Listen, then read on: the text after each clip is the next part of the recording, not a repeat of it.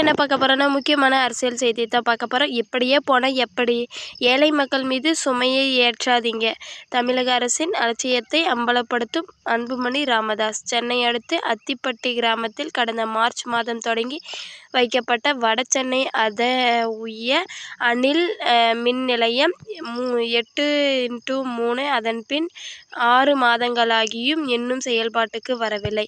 மக்களவைத் தேர்தலுக்கு முன் அவசரமாக திறக்கப்பட்ட அனல் மின் நிலையத்தில் நிலக்கரியை பயன்படுத்துவதற்கான அடிப்படை கட்டமைப்பு வசதிகள் கூட செய்யப்படக்கூடாது தான் வடசென்னை அதி உய அனல் மின் நிலையம் 3 திறக்கப்பட்டும் நீண்ட நாளாகியும் முடங்கி கிடப்பதற்கு காரணம் என்று பாமக தலைவர் அன்புமணி ராமதாஸ் குற்றம் சாட்டியுள்ளார்.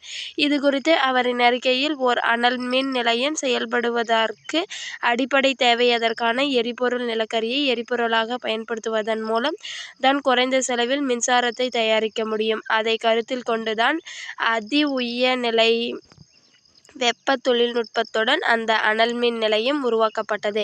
பிற அனல் மின் நிலையங்களை ஒப்பிடுவது இது 6% வரை அதிக திறன் மிக்கது. அதனால் ஒரு யூனிட் மின்சாரம் உற்பத்தி செய்ய 0.45 கிலோ நிலக்கரி மட்டுமே தேவைப்படுவதால் ஒரு யூனிட்டுக்கான உற்பத்தி செலவு ரூ.6 ஆக இருக்கும் என்று கூறப்பட்டது.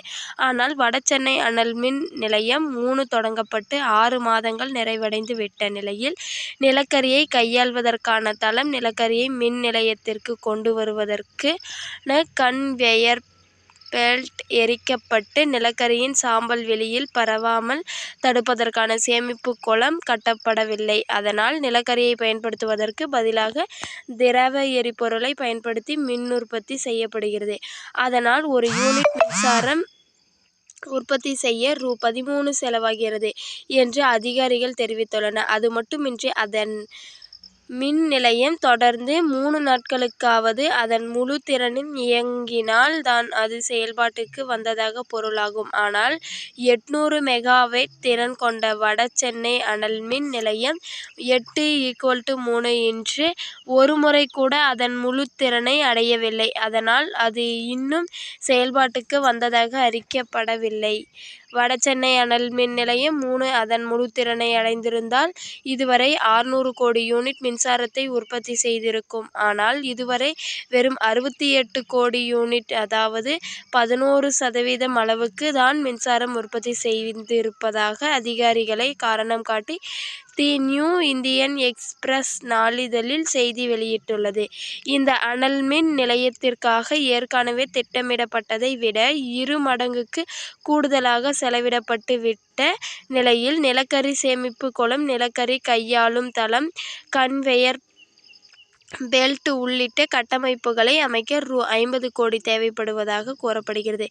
இந்த கட்டமைப்புகள் ஏற்படுத்தப்பட்டால் கூட வரும் கோடிக்குள் அனல் மின் நிலையத்தின் உற்பத்தி திறனில் 70% மட்டுமே எட்ட முடியும் என்று அதிகாரி கூறியுள்ளனர். மின் நிலையங்களை அமைப்பதில் அரசு எவ்வளவு அலட்சியம் காட்டுகிறது என்பதற்கு இதுவே சான்று. மின் திட்டங்களை செயல்படுத்துவதில் மிக மோசமான மாநிலம் தமிழ்நாடு என்பதற்கு சான்றாக திகழ்வது வடசென்னை அனல் மின் நிலையம். 8:3 தான் இந்த மின் நிலையத்திற்கான அறிவிப்பு 2010ஆம் ஆண்டு அப்போதைய முதலமைச்சர் கலைஞரால் வெளியிடப்பட்டது. ஆனால் அதை தவிர வேறு எந்த பணியும் மேற்கொள்ளப்படவில்லை.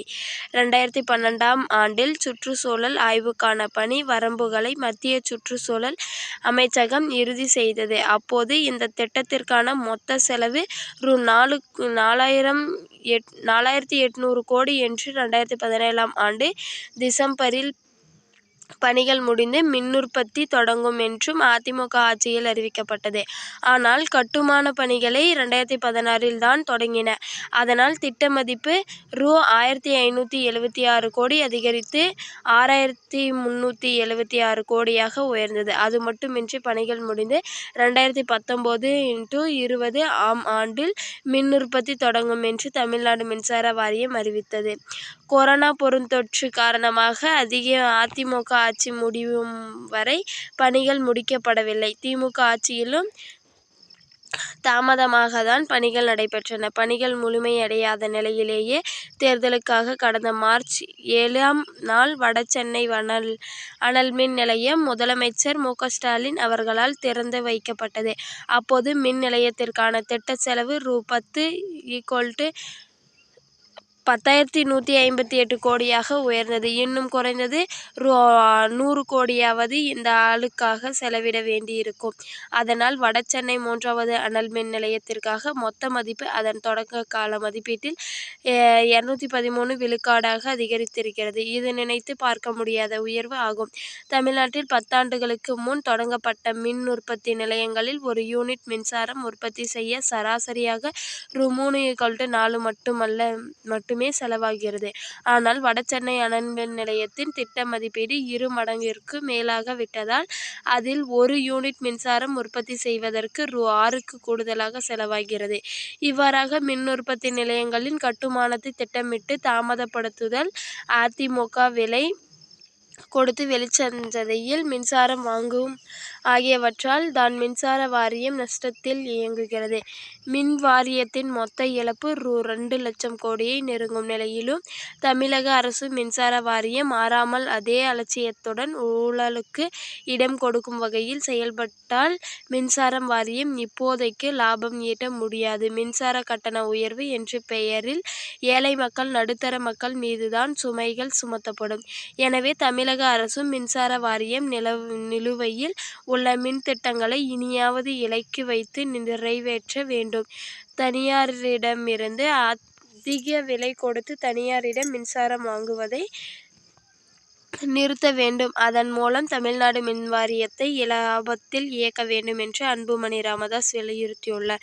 இந்த சேனலை பிடிச்சிருந்தா சப்ஸ்கிரைப் பண்ணிக்கோங்க. கூடவே ஒரு லைக்கும் போட்டுக்கோங்க. பக்கத்தில் இருக்கிற பெல் பட்டனை கிளிக் பண்ணி விட்டுக்கோங்க. அப்போ தான் நாங்கள் போடுற வீடியோ உங்களுக்கு வந்து சேரும்.